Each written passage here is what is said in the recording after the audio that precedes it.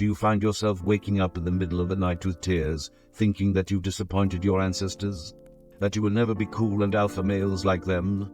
That you cast shame on the family line and a dark spot in its history?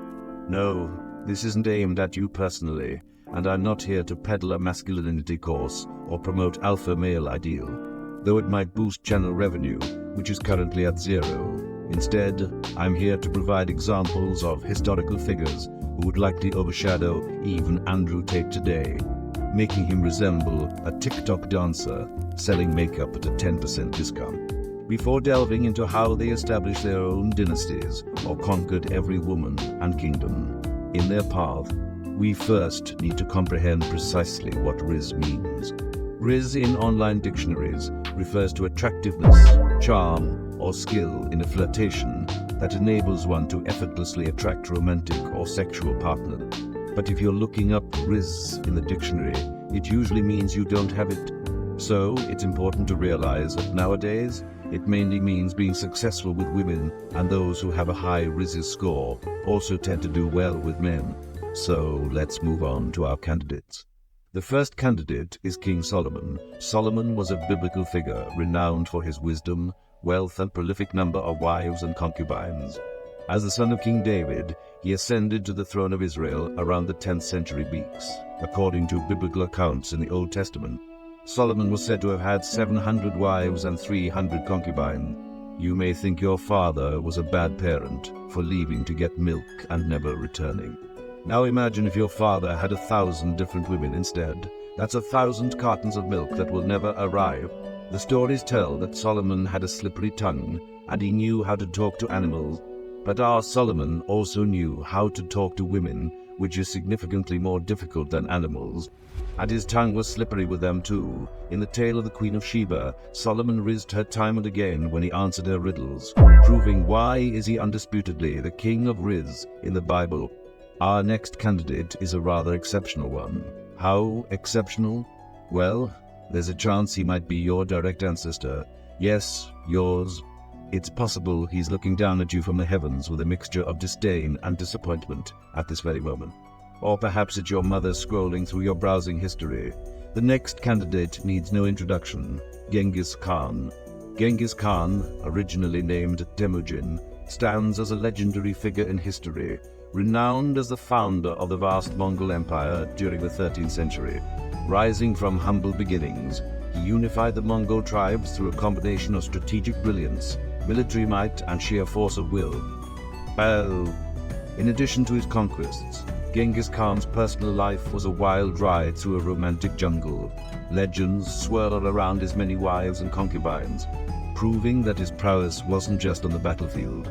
He was a conqueror in the bed too, with a harem stretching across the lands he ruled. Genghis Khan's ability to magnetize women from all corners of the empire is a testament to his alpha status. Now the haters will claim that he forced it on them and that the women couldn't refuse him. Now they may be right, probably. But Genghis Khan really knew how to make women go crazy for him. A legend has it that in the court of Genghis Khan, the competition for his affection was fiercer than the battles on the battlefield.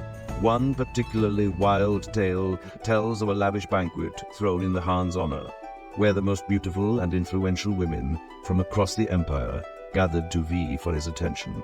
As the feast unfolded, the atmosphere crackled with tension as the ladies competed to outdo each other in their displays of charm and seduction. They danced, sang, and recited poetry with such passion that the very air seemed to sizzle with desire. You see, Genghis was so charred that chicks oiled up for him. Now the story went truly wild when a noblewoman challenged Genghis Khan to a drinking contest. Now if there's one thing you shouldn't do is challenge an alcoholic father to a drinking contest and leave the air conditioner on. Genghis, being who he was, couldn't just ignore the challenge, competing against her head to head. How much courage does this require on her part? Genghis is known as one who didn't like competitors. How much did he dislike them? The legends say that he beheaded all the men taller than him in the cities he conquered. Well, Now, according to the story, the nobleman defeated Genghis Khan. You lying? But think of poor Genghis. His endurance was damaged by having to provide for the needs of the hundreds of women who came to the same contest, and besides, who was the real winner, an alcoholic or the father of all of Asia. There is no historical evidence of what happened to this woman afterward, but from acquaintance with Genghis Khan, she either lost her head or her virginity, a true Rizz Lord move. Before we continue with the following candidates, we invite you to subscribe to the channel for more bizarre and hidden stories from our history. The next candidate is a special case. He channeled all his abilities and skills for one goal, conquests, and not of the military kind. Meet Giacomo Casanova. Casanova, born in 1725 in Venice, Italy, was a historical figure known for his adventurous life, wit, and romantic escapades. He is perhaps best remembered as one of history's most famous seducers.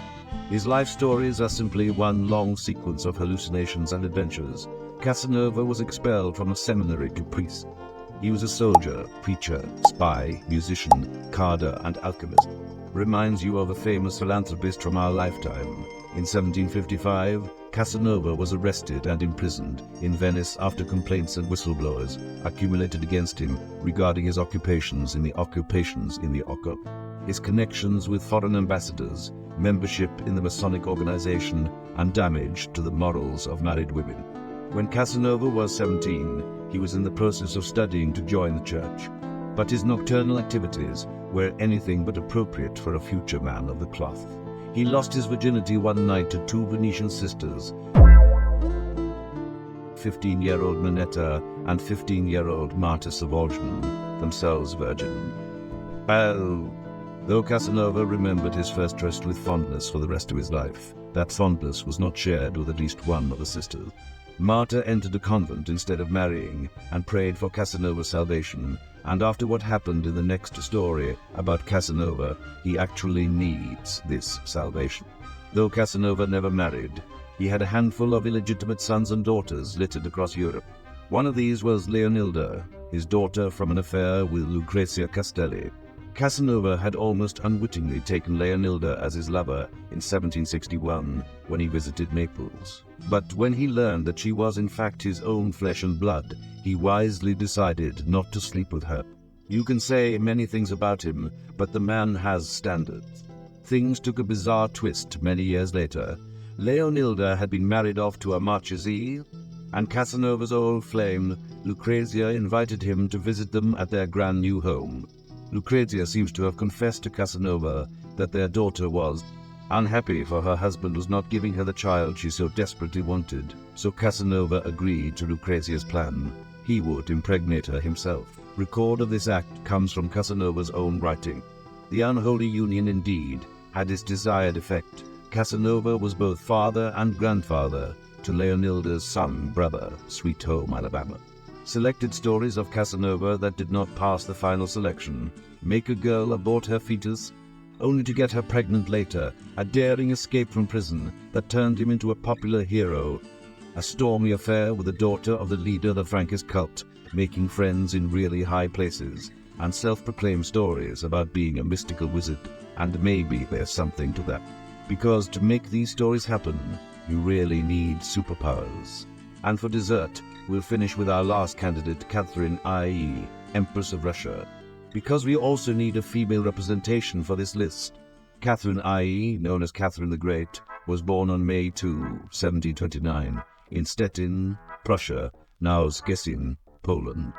In 1745, she married Peter I.E., who later became Emperor of Russia. After her husband Pyotr came to power, he was king for only about 186 days, during which he proved that he could not really serve as a worthy ruler, and also could not serve as a worthy lover either. At the end of the day, Pyotr went on vacation and left the one who wears the pants at home to rule over all of Russia. Now Russia is a place where only the strong survive, that the local population has mixed with grizzly bears and pure alcohol, and a woman in a position of power before the 20th century usually ends on the stake. But Ekaterina ruled with an iron fist and led Russia into its golden age. proving that she could do anything a man could do, and even better. Of the more exotic stories about this woman, it is said that she died after sleeping with a horse. The story holds that the harness holding the horse above her broke, and she was crushed metaphorically and literally. Another story claiming that she died in the toilet when her seat broke under her is partly true, in that she did collapse in a bathroom from a stroke and died in her bed a day later. Catherine had about 22 male lovers throughout her life, and most of them were generals or senior officials in her government. As you can understand, she liked to screw up the system. From the stories, it appears that she loved special toys, to say the least. How special, until there are stories that tell that the Germans discovered her secret collection in World War, i.e., got excited about it, and took it back to Germany with them. And that's it. Who do you think is the greatest seducer in history? And would you fall for his charms? What is your answer to this question? Share with us in the comments.